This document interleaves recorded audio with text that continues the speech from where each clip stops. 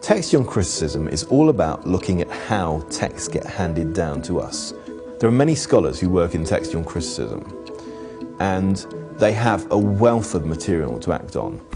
If a biblical scholar wants to see how, for example, translation over time has affected the process, you can go back to earlier manuscripts, and you can take a translation of the Bible, get to the manuscripts from which it was translated, the languages, and you've got this whole history of documents. We see scribes going through very rigorous and meticulous rituals to try to make sure that they preserve the accurate translation of this text coming down through the ages. If they'd copied one extra or one too few letters, they would tear up their copy and start again. They were that meticulous.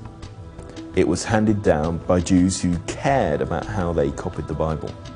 The concept in Jewish tradition of preservation and of handing the text down in an unadulterated fashion is so sacred that there's no discrepancy between the most ancient texts and the ones which are in use today. And when you compare the text of the Dead Sea Scrolls and the text of the later complete manuscripts we have, you see that there hasn't been any systematic change, any major omission or any major addition to the text. We have extremely old evidence that the Isaiah that we know today is the same Isaiah that they were reading back in first century Palestine.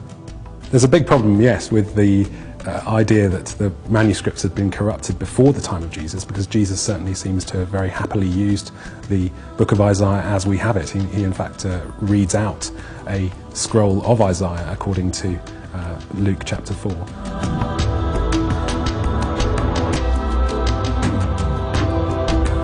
After the New Testament was written, Christians copied it and translated it into many different languages.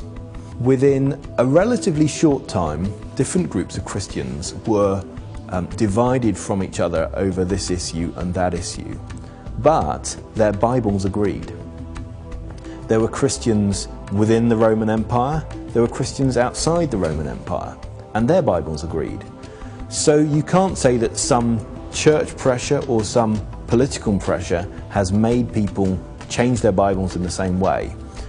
They have taken away from the gospel of the Lamb many parts which are plain and most precious, and also many covenants of the Lord have they taken away. 1 Nephi 13:26 seems to say that a number of parts of the Gospels have been taken away, so that the Gospels that we now have no longer have all that they had in the beginning. That's quite a problematic claim to make. The problem with this, as is the problem with a lot of conspiracy theories, is that there's actually no evidence for it. Of course, if one scribe makes an error and we have 50 scribes who didn't make that error, then we know what to do. So there isn't really a problem in terms of establishing the original text.